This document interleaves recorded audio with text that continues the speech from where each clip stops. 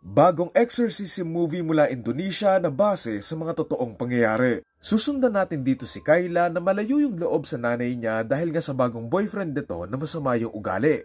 Kaya naman para paghiwalayin sila, dito nga siya sasamahan ng kaibigan niya sa may sementeryo para magritual upang makausap at tumingi ng tulong sa wala ng buhay niyang tatay. Sa una, makakatulong yung ginawa nila pero hindi nga magtatagal, dito na nga sila masusundan ng mga kamalasan kung saan si Kyla ay masasapian ng isang demonyo. Para iligtas siya, dito na nga magpapadala yung simbahan ng isang pare para labanan yung demonyo na to na hindi nga magiging madali kaya naman kakailanganin nga rin niya ng tulong. Kung saan dito nga papasok yung isang pareng baguhan pa lang sa pakikipaglaban nga sa mga demonyo at masusubukan pa nga to lalo na't meron din siyang madilim na nakaraan. Sa tulong nila, dito nga nila kakailanganing mapaalis yung demonyo at gamitin ang lahat sa kakayanan nila para mailigtas nga itong si Kyla bago ito tuluyang malamon ng kasamaan. Title ng movie, Dominion of Darkness. Alam mo yung bida dito, para siyang pinaghalong Jean De Leon and Ivana eh. Bago ko to panoorin and expect ko na corny, pero hindi naman pala. Maraming scenes dito na literal na napamura ako and napataas yung balikat ko sa gulat and kudos din talaga doon sa sound designer nila. I mean, it's not the best exorcism film that I've watched, pero it's simple and effective and hindi nila masyadong pina-overcomplicate yung story. Siguro lang habang pinapanood ko to, mas nangingibabaw yung inis ko doon sa may nanay kaysa sa takot eh.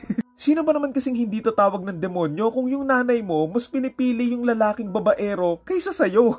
Kailangan pang sapian yung anak niya bago niya kampihan eh, no? Kung ganito din nanay ko, magpapasabi na lang ako eh. Para sa akin talaga, yung pinakakontrabida dito yung nanay eh. Kasi kung hindi dahil sa kanya, hindi mangyayari yung lahat ng to eh. Pero to be fair I think wrong move din naman yung ginawa ni Kyla na sana in-stock na nga lang niya yung lalaki ng nanay niya kasi kung nakikipag-chat yun sa kabit niya habang nasa loob sila ng simbahan, habang katabi yung nanay niya, for sure, madali lang niyang mahuhuli yun. Even though inis na inis ako sa nanay niya dito, meron naman palang payoff yung pagiging walang kwenta ng nanay niya.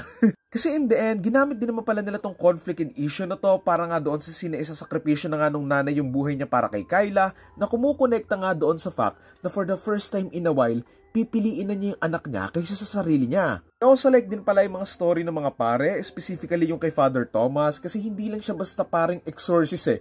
Kumbaga, may story din behind this character na interesting and nagamit din naman nila till the end. Kumbaga yung dalawang magkaibang story na pagkonekta naman nila halos balance nga lang kaya nga in the end, satisfying naman for both sides yung naging outcome. Siguro sana lang mas na-explore yung demonyong kalaban nila dito kasi the way they fought him is sobrang basic and dali lang in a way pero true story naman daw to so alam mo yun, baka ito talaga yung nangyari. Alam ko based daw ito sa true story pero syempre mga ganitong movies may mga dagdag and bawas na so alam mo yan, take it with a grain of salt na lang habang pinapanood mo. Ito na talaga pinakalas, medyo natawa lang ako doon sa may ending nung pinatawag na si Father Thomas para mang-exorcist ulit.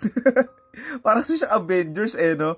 Parang Father Thomas will return. So yun lang, ang title na to ay Dominion of Darkness or Kuasa Gelap and ang torta rating ko ay 7 out of 10.